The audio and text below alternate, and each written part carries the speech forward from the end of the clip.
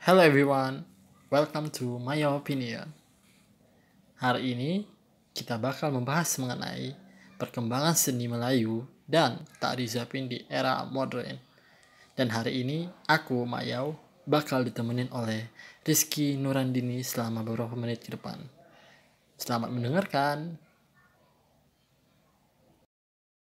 Sebelum mengetahui lebih dalam mengenai perkembangan tari zapin itu sendiri, kayaknya kita harus lebih tahu dulu mengenai apa sih tari zapin itu.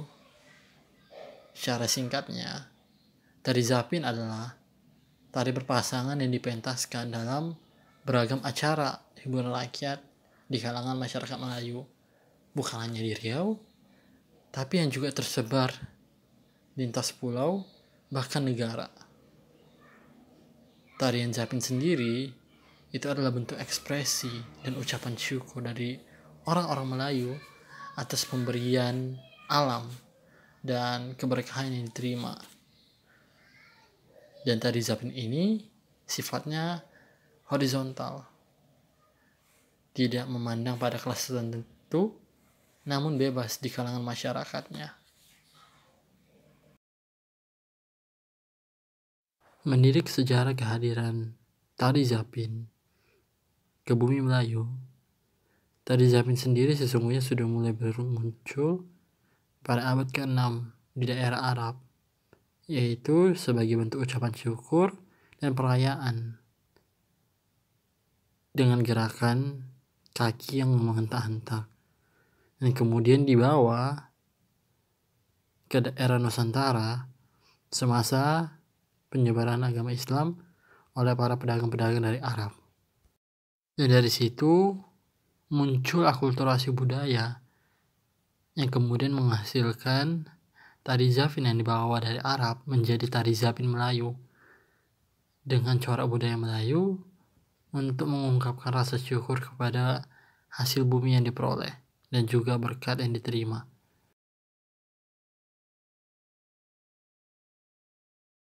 Nah, selanjutnya kita bakal dengerin dari temanku mengenai apa itu budaya Melayu dan gimana sih kebudayaan Melayu itu. Nanti akan disampaikan temanku, yaitu Rizky Nurandini. Dia adalah temanku di Batam yang saat ini aktif berkuliah dan juga bekerja. Dia ini sangat aktif dulu di masa kecilnya terkait dunia seni, baik tarik suara dan juga menari, tapi lebih ke dangdut. Dan dari situ dia benar-benar menghidupi gimana sih kebudayaan dan kesenian Melayu itu. Nah, coba Din, kira-kira menurut kamu budaya Melayu itu gimana sih?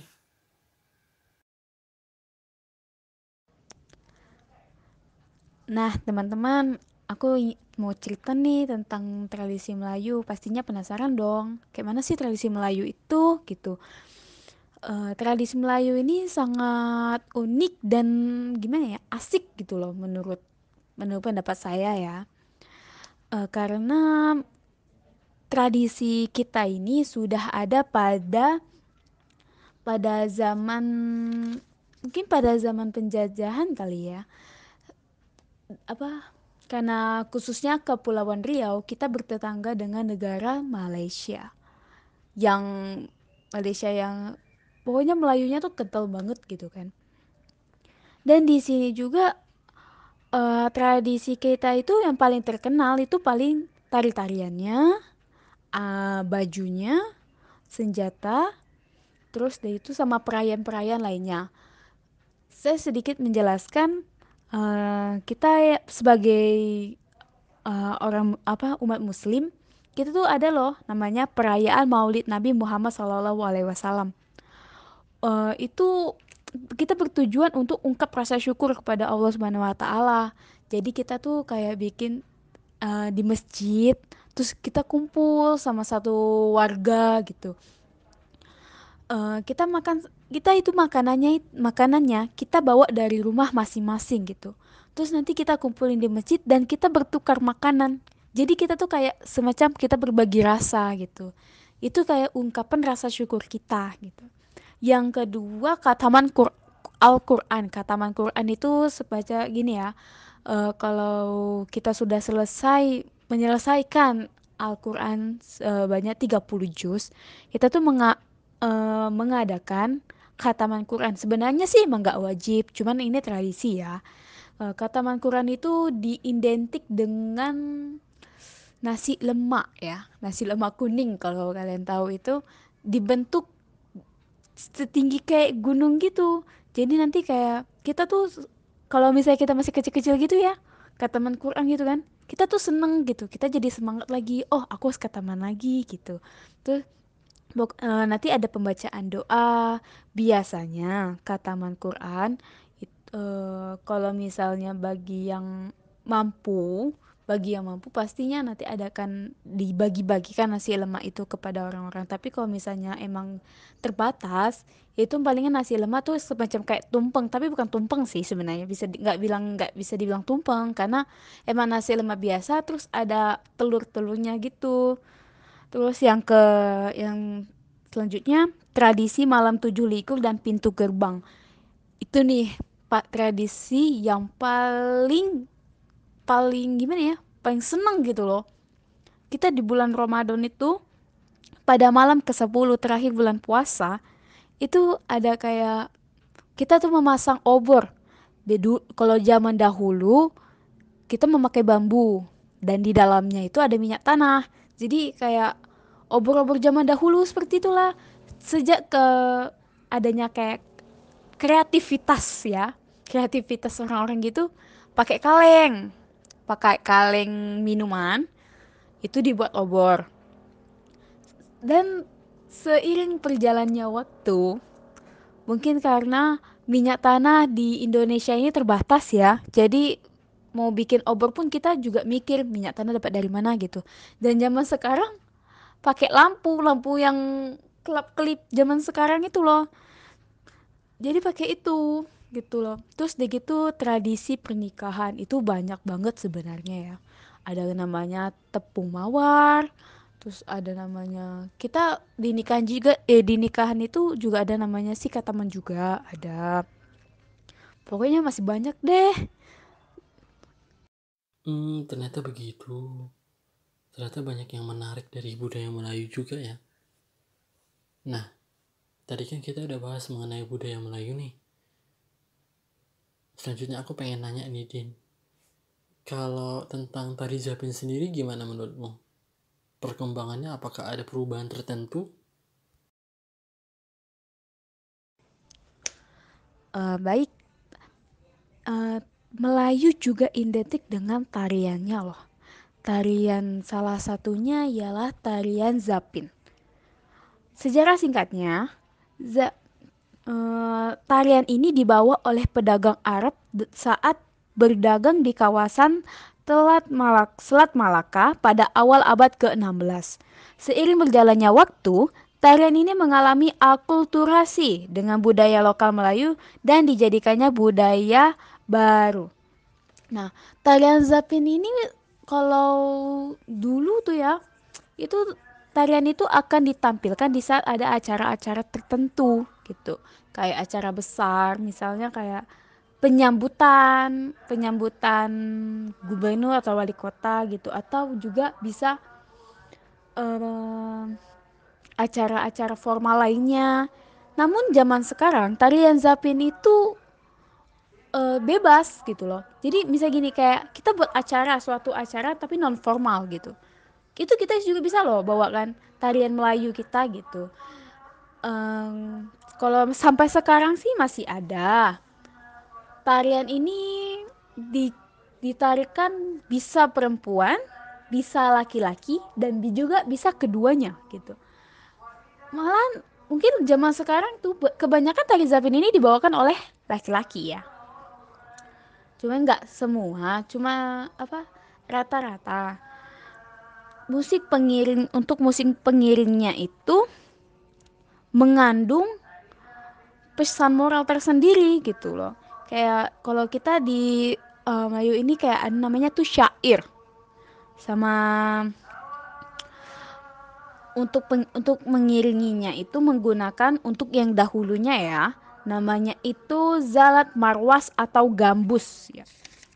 Tapi untuk zaman sekarangnya itu yang lebih modernnya lagi Sekarang tuh pakai rebana, akordeon, gembos, marwas, gitar, gendang.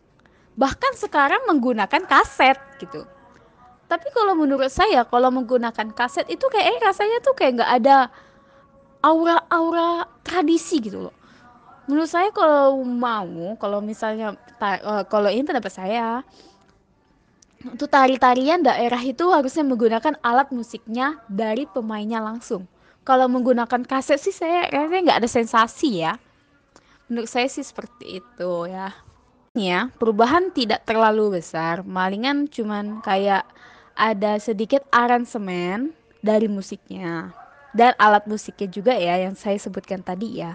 Dan untuk warna baju, Melayu itu identik dengan warna merah, kuning, hijau. Warna-warna terang seperti itu ya. Makanya untuk tari-tarian pasti warna bajunya seperti itu. Itu dari zaman dahulu sampai sekarang masih. Dan untuk hiasan kepala yang untuk perempuan dan laki-laki masih menggunakan tanja, perempuannya masih menggunakan kemang goyang ya namanya. Perubahannya sih nggak terlalu besar, cuman mungkin kalau menurut saya lebih di bagian musiknya aja. Paling cuma gitu. Terus udah gitu gerakannya mungkin lebih di apa ya, diberubah sedikit lah, cuma nggak terlalu banyak, cuma sedikit karena kan Zapin ini sendiri kan banyak gitu ya. Mungkin seperti itu. Kalau untuk tarian lainnya kita lebih identik dengan tarian persembahan. Nah, tarian persembahan ini tarian yang formal banget gitu untuk pembukaan acara. Kalau tarian ini dulunya itu beranggotakan enam orang. Terus kalau sekarang itu beranggotakan 5 orang. Jadi makin menyusut ya gitu. Kalau tari persembahan ini perubahannya itu sebenarnya nggak banyak, juga nggak sedikit gitu. eh pada musiknya itu sendiri itu nggak berubah sih. Oke, gimana ya? Ada aransemen sedikit lah di kayak kasih kasih berubah sedikit-sedikit aja. Terus kalau untuk bajunya sendiri sih enggak. Untuk gerakannya itu ada sedikit perubahan. Pola lantai juga ada perubahan. Em, Kalau untuk dalaman tap namanya, kalau kita bawa itu yang di tengah-tengah yang bawa, kalau misalnya kalian tahu orang bawa persembahan di tengah-tengahnya ada kotak gitu, itu namanya tepak sirih kan, itu dalamnya masih kok, masih sama. Begitu sih, kalau tarian-tarian yang lain juga masih nggak terlalu berubah, nggak ada perubahan sama sekali ya, cuman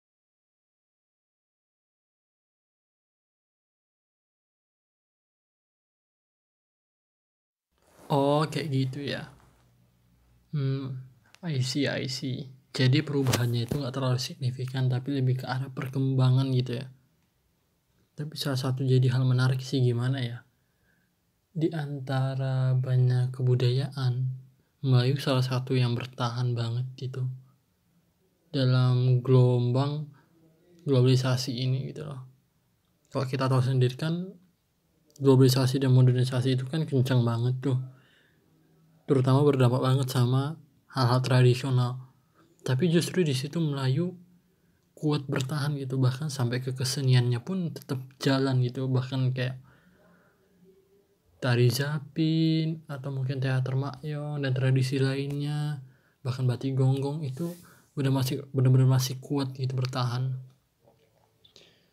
Dan itu juga bisa dibuktikan dengan dimana dari sejarahnya sendiri gitu, kita bisa ngelihat kedatangan para pedagang dari Arab membawa tari zapin ini justru berakulturasi dengan prinsip budaya lokalnya, yaitu Melayu sendiri.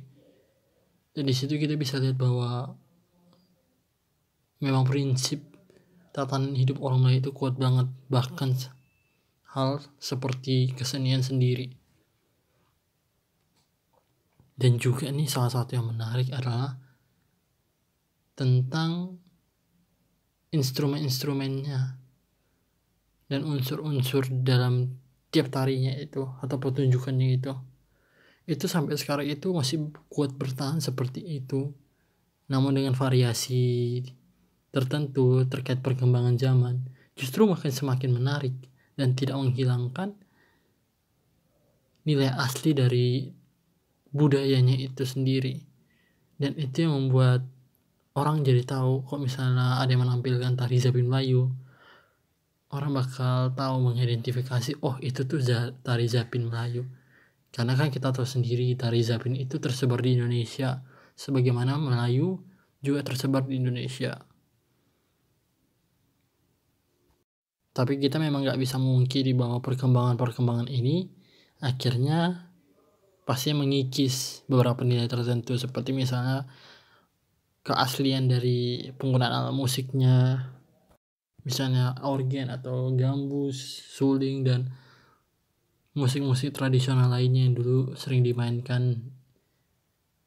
Dan juga mungkin ada corak-corak tertentu yang memang diubah, namun diubah ini bukan dalam artian untuk menghilangkan, namun justru memperkuat, mengembangkan, bahkan buat semakin indah gitu loh.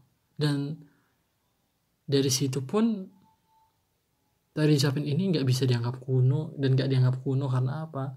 Selalu dipromosikan, bahkan diadakan festival tari selama beberapa kali di daerah Melayu sendiri. Dan itu salah satu yang membuat kenapa kebudayaan Melayu itu sangat menarik gitu bagi orang-orang di luar Melayu sendiri. Belum lagi prinsip kehidupannya itu yang benar-benar nyata. Dan juga dan tadi kita bisa lihat di gambar-gambar yang sudah tertera terkait gimana gelombang waktu perkembangan dari kebudayaan Melayu sendiri namun tetap bertahan. Kita bisa lihat adanya perubahan-perubahan tertentu dari segi pakaian dan juga tempat tinggal, namun corak utama dari prinsip budaya Melayu itu sendiri nyatanya tidak hilang. Dari sini kita bisa nyimpulin terkait perkembangan seni di bumi Melayu. Bahkan tari Zapin di era modern itu masih kuat bertahan sampai saat ini. Bahkan nilai keasliannya itu pun tidak pudar, justru semakin berkembang dalam eksistensi dan efisiensinya. Melampaui segala masa, arus dan gelombang budaya Melayu, bahkan hasil kebudayaan sendiri tetap kuat bertahan di tengah-tengah era modern. Dan itu salah satu yang menjadi nilai plus atas kebertahanan kebudayaan ini. Sekian dari My Opinion pada hari ini. Jangan lupa tinggalkan feedback dan komentar di bawah ini. Dan stay tune untuk My Opinion berikutnya. Saya Mayau, mewakili teman saya Dini. Kami ucapkan terima kasih. Sampai jumpa dalam My Opinion berikutnya.